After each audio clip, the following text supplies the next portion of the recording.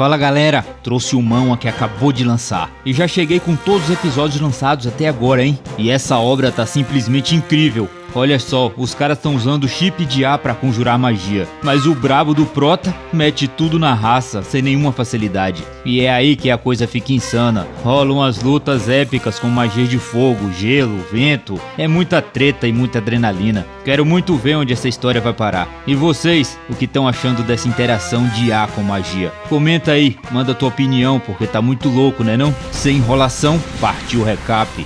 A história começa em uma ampla câmara fracamente iluminada. Um jovem atravessa um enorme corredor, deixando um rastro misterioso de aura atrás de si. De repente, um monstruoso ser de 2 chifres, com olhos vermelhos sangue, aterrissa diante dele. Apesar da aparência ameaçadora da criatura, o jovem não parece nem um pouco incomodado. O monstro ruge e exibe suas presas, pronto para atacá-lo. Camadas de círculos mágicos surgem no céu, e um raio atinge a área, situada em uma floresta. O jovem começa a recitar uma poderosa invocação, e um círculo mágico aparece no chão. Ele toca o círculo com a mão e deseja que o gelo congele a terra. Uma magia de gelo se forma em sua palma, e ele invoca um poderoso espírito do gelo. Após terminar o encantamento, uma ampla magia de gelo se ativa, congelando toda a câmara. A criatura sinistra para imediatamente e grunhe, sentindo a pressão do feitiço avassalador. O majestoso espírito do gelo sopra um hálito gélido, congelando completamente o monstro. O jovem, confiante, permanece elegante no centro do círculo mágico, observando o desenrolar da cena. Nosso protagonista, Ryo, é o terceiro filho da prestigiada família Shin, a principal família mágica da Coreia. Ryo começa a narrar como era considerado um talento excepcional entre os diversos gênios de sua família, até um certo incidente ocorrido no escritório da mansão dos Shin. O pai de Ryo o prepara mentalmente para a próxima fase de sua vida. Ryo declara que entende a responsabilidade e promete alcançar resultados dignos do nome da família Shin. Ele afirma com orgulho que se formará no topo da Academia Obelisco e se tornará o maior mago do mundo, liderando a família Shin. O pai de Ryo comenta sobre seu talento superior em relação aos irmãos e o incentiva a alcançar o auge da magia com Ia, provando seu valor. Ryo assegura que não falhará. Ele continua narrando sua determinação em tornar o maior mago do mundo, jurando superar todos, incluindo seu próprio pai. 2 anos depois, em uma sala de aula da renomada Academia Obelisco de Magia, um professor orienta os alunos do 2º ano para um exame prático. Ele chama um rapaz esguio, dizendo para ele não ficar nervoso. Com um tom insolente, Saaki responde que não há motivo para nervosismo, pois o pior aluno já está decidido. Ele provoca Ryo, chamando de perdedor, que nem mesmo consegue usar magia básica. Mas Ryo não parece se abalar. O teste começa e 2 criaturas lupinas aparecem. Saaki invoca sua prancha mágica e lança um feitiço de bola de fogo, destruindo os monstros. O professor declara que Saaki concluiu o teste de supressão de monstros dentro do limite de tempo, e o jovem, arrogante, faz comentários condescendentes enquanto alfineta Ryo. Ryo reflete sobre como os magos são raros e valiosos em sua época. Ele relembra que os magos modernos implantaram chips de IA para lançar feitiços sem dificuldades, mas ele, incapaz de usar essa tecnologia, é visto como obsoleto. Quando chega sua vez no teste, Ryo começa a lançar um feitiço de forma tradicional, passo a passo. Porém, os monstros o interrompem, e ele é ridicularizado por Shaki e os outros alunos, que riem do seu fracasso. Apesar da humilhação, Ryo sente uma pequena vitória. Sua velocidade de encantamento melhorou. Ele recorda como seu pai perdeu as esperanças nele e até enviou remédios para destruir seu círculo mágico interno. Contudo, Ryo decidiu persistir, abraçando a magia tradicional, agora considerada obsoleta e acessível apenas em livros. Em seu quarto, cercado por pilhas de livros, ele reflete sobre transformá-los em e-books, enquanto percebe um livro estranho em sua mesa. Ao abri-lo, descobre que é um manuscrito antigo com o nome de Ray Bob, o primeiro grande mago da humanidade e fundador do Império Magus. Fascinado, ele relembra as histórias que lia na infância. O livro começa a brilhar e Ryo ouve uma voz que se apresenta como Ray Bob, declarando que está confiando o livro a ele. Confuso, Ryo reflete como ser incompatível com a magia moderna pode, na verdade, ser sua maior sorte. Ele conclui que seus fracassos até então eram apenas o início de sua verdadeira jornada. No passado, Ryo enfrentou inúmeros fracassos e suportou todos com resiliência, mas o jovem mago sem poderes jamais imaginaria que sua vida mudaria no dia seguinte. Na manhã seguinte, noite, ele está sozinho na sala de jantar, comendo em silêncio, quando um rapaz loiro se aproxima de sua mesa com uma bandeja de comida. O jovem, de atitude excessivamente amigável, chamado Sunim, pergunta a Ryo se ele está comendo sozinho, algo evidente para qualquer um.